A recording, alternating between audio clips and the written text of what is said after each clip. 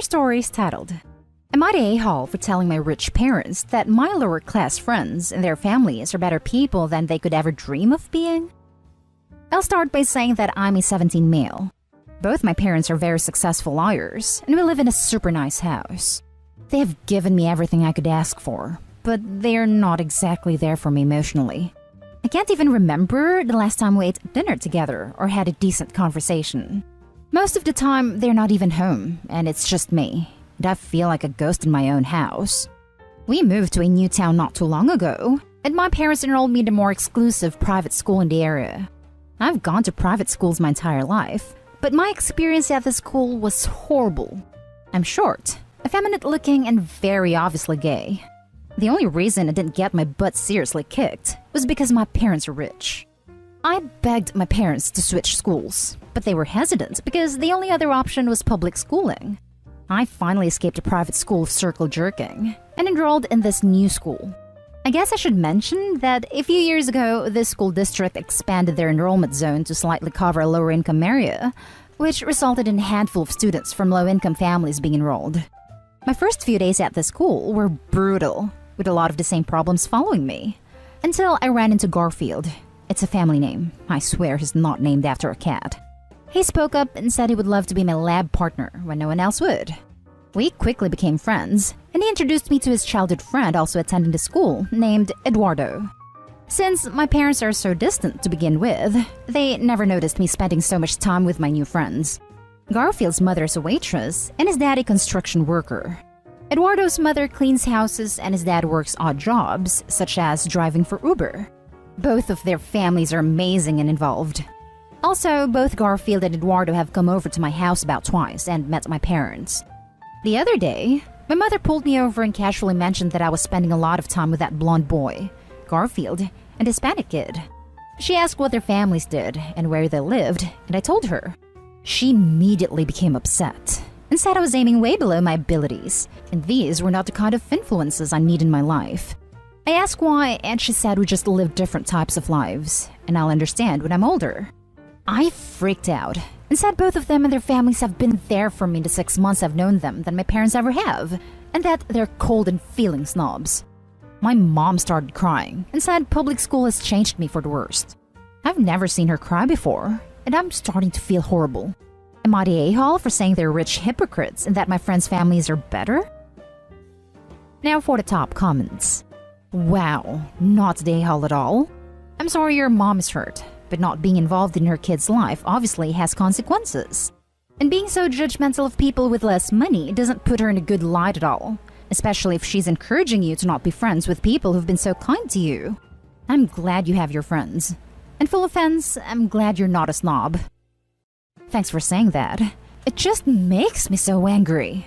She's judging them by their class and their parents' income level, and I feel like I can't do anything. Not the a-hole. I am sorry, but your family's now laying in the bed they created. Emotional involvement and basic body needs are completely irrelevant from each other. You cannot feed a dog by petting it, and you cannot make it friendly by dropping food randomly. Now, add the complexity of a human being on top of that, and the mistake is obvious. If I were you, I would say that your emotional needs are unmet, and the family needs a family counselor / child therapist, etc. If he/she is a professional, he will cut through your parents. Even if your friends were rich, it wouldn't change anything. Their class is irrelevant. You're not changing because of waitress profession. Give your parents a chance to fix this. That's a really good way of putting it. And I honestly think we do need help, but we don't really know how to relate to each other. I don't know. My dad is furious with me and not open to any discussion. Not an a-hole by a mile. Being an absent elitist parent is what caused their hurt feelings. Thinking that all you needed was their financial support is what made them a-holes. I'm sorry that your parents haven't been present and involved in your life, and I'm glad you found friends that you can enjoy the company of. Hopefully, your parents can see that they need to be more involved in you emotionally, but I doubt it. They'll likely try to separate you from what they consider bad influences. I hope they won't separate us, but I think they've been discussing it. But there's really no other place for me to go since their first school choice for me resulted in horrendous bullying. Now for the next story. Am I the a-hole for backing up my sister on a choice for child raising? So, as a bit of backstory, my sister plans to adopt. Somehow it came up in conversation that my mom will be happy to help their kid learn math since she helped so much with me and my sister. Well, my mom is not a very good teacher. By high school, my sister and I dreaded bringing home math homework because mom wanted to help. And she would lose her temper, mock us, make us do extra math problems if we weren't understanding it enough, swear, get angry that we didn't do it the second we got home, when she wasn't home lol. Say you should love this, and make us feel ashamed by saying, I could be doing this, but no. So as a result, we tried our hardest to get this done at school or without having to ask her. Unfortunately, she would often inject herself in to help if she saw us doing homework, and if we said, no, we got this, would not listen. My sister said, actually, you were a pretty big source of anxiety for me and my brother because of math. So I think it would be better if we handled it if our kid has chronic math problems. Mom was devastated. As soon as I came in, Mom asked if she really helped me out with math. I backed up my sister and explained that Mom caused a lot of anxiety to us. To the point I had legit panic attacks when Mom saw I was working in math problems in college. Well, I calmly explained that Mom was not a good math teacher, and she lost it. Reddit, am I the a-hole? Not the a-hole. It sounds like you both voiced this to your mom in a perfectly respectful way. Sounds like Mom needs a little more self-awareness. Mom needs to understand that her memories don't dictate other people's as well. Or her feelings. Just because she thinks she's the best math teacher and that they all had so much fun all those years, doesn't mean everybody feels that way. Or that they have to, / are wrong not to. That's a really self-centered and narcissistic thing to act on. I wonder if this is the only thing she projects and overshadows her experiences on, or if there are other instances in Opie's life that Mom invalidates memories and opinions about. I bet there is more. And Mom is probably going to bring them up and make a big deal out of every instance for a while. If my mother's any indication, be prepared, Opie. The storm may only have just started. Interestingly, I had a similar discussion with my mom. She did some things she was advised to do, however, the action to this day affects me. She for a bit refused to accept that regardless of anything else, or even if it was the best option, it still hurt me. She did apologize, which is a step forward for both of us. Hopefully, Opie's mom will realize regardless of how helpful she thought she was, she still hurt Opie and their sister. Not Dayhall. Don't ask questions you don't want to know the answer to. OMG, I tell this to my mother all the time. I warn her, hey, in all honesty, and then crap hits the fan. But better to be hurt by the truth than comforted by a lie. Also, not Dayhall. The mother needed to remove her narc blindfold. Not Dayhall. It's a bit astounding that she genuinely believed she was good when there was swearing and yelling involved. Next story. Am I the a-hole for blowing up on my stepdaughter for demanding the same expensive gift I got my daughter? So, due to a whole lot of TV show-worthy drama that's occurred in the last year, I now have a daughter who I never knew existed. It's a long story, and we don't have the word count for it, but I'll try to put in the information that's relevant. I'm 47 male, have 2 sons, 30, 27, and 1 daughter, Lila, 22. I met my daughter before quarantine began, and because of lockdown, she ended up living with me and my sons when my state shut down. So over this time, we got extremely close.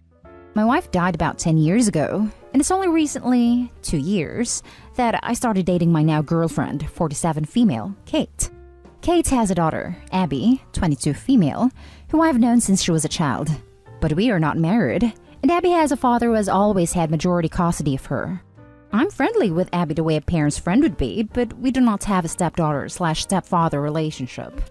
Last week, it was Lila's birthday, and we decided to have a small get-together. A few family members and Kate/Abby. I decided to get Lila something she has been telling me about forever. She told me she has always wanted a charm bracelet, one where she gets new charm on special occasions, something that is meaningful. She has gone on and on about this, so I decided to get her one for her birthday. I ended up getting her a gold Tiffany charm bracelet with a gold locket charm that was engraved with her birthday and name, and inside was a picture of our little family. Her brothers also got her some gold charms that were also engraved with special messages. When she opened it, she cried, and it was a very touching moment for our family. Well, afterwards, Abby came to me and asked when she would get hers, since this is a family thing that all girls will get a charm bracelet. I let her know this was just a special present for Lila, but on her next birthday, I would get her a different bracelet, not charm bracelet. I thought that was it. Until later when Lila came to me crying that Abby tried to take her bracelet because she's more family than Lila is, and Lila didn't deserve a family gift because of this. I assured Lila that Abby was wrong, and she was my daughter and a very important part of our family.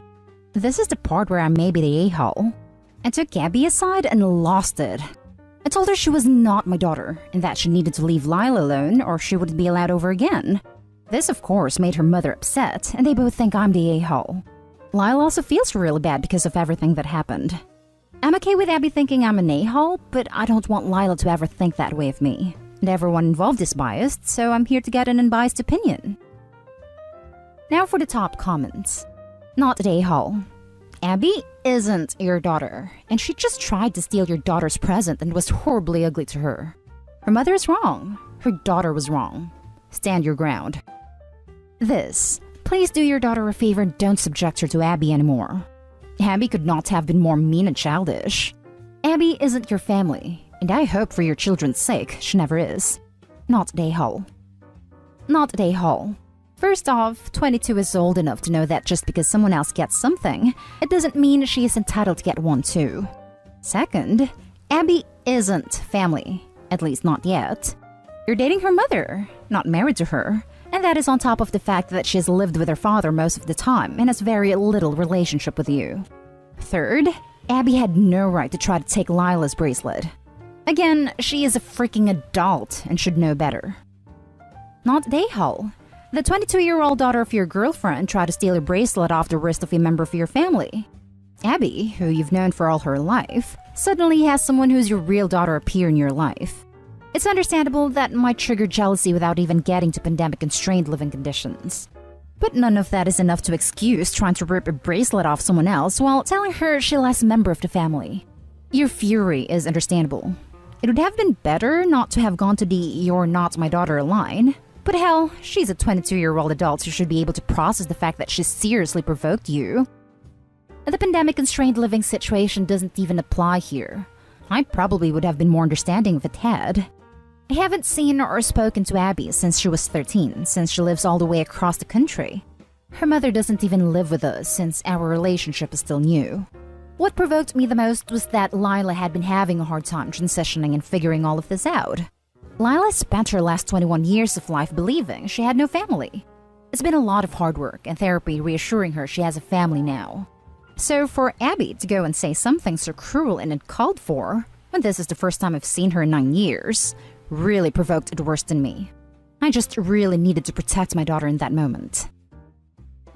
The last story is titled, "Am I the a-hole for telling my stepmom I don't like it when she calls me her daughter?"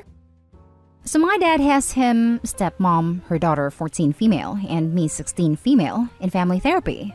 We started going after almost 10 years of them being married because this is not the family they wanted. They wanted the stepkids to accept the step-parents as like equal parents, and they hoped it would all blend so well we would like be a nuclear family versus a blended one. But that has not happened because her daughter has an active and involved dad, while I just never wanted to call another woman my mom. And so, we're in therapy because it is very much like we're roommates instead of one family. And that's not an issue for us the kids, except maybe the siblings we share, but my dad and stepmom hate it. So the therapist asked us to say something we didn't like that each person does. And while we were doing it, I said I hate it when my stepmom calls me her daughter because it makes me uncomfortable. This led to being asked why, and I said because I didn't think of her as my mom, and it felt like I was being pushed to reciprocate the feeling. This has been an issue ever since. The same with her daughter saying she hates when my dad tries to spend time with her because she already has a dad. Her mom had a huge issue with her saying that. But yeah, apparently what I said was really mean and hurts her feelings. And I'm trying to dictate what she says when I say something like that in therapy, which is toxic and abusive. So I don't know. Trying to find out what others think. Am I the a-hole? Not the a-hole. She's not your mom, and you're allowed to feel how you feel about it. Therapy is one place where you're supposed to be able to freely express yourself. It is pretty a-hole-ish of them to try to make you feel bad about it. Exactly. Even if it was toxic, which it isn't. Therapy is the right place to say it because the therapist can mediate and help turning it into the right direction and away from being toxic. The parents are just hurt, and I think Opie should tell the therapist exactly what happened after the last session. Not the a-hole. Your feelings are entirely valid in this case. Just because some people might react differently, and just because your father and stepmother wants things to be different, doesn't make your feelings wrong or even extreme. It is also of concern that you were being judged for something said honestly in a therapeutic context. But that takes me to the key point. I think this belongs in therapy and not in the hands of Reddit strangers. Can you erase this in your next therapy session? And that's the end of this video, folks. As always, leave a comment and hit like and subscribe. And if you want more of this content, turn your notification on to get updated on the latest videos. And I'll catch you in the next one. Stay safe.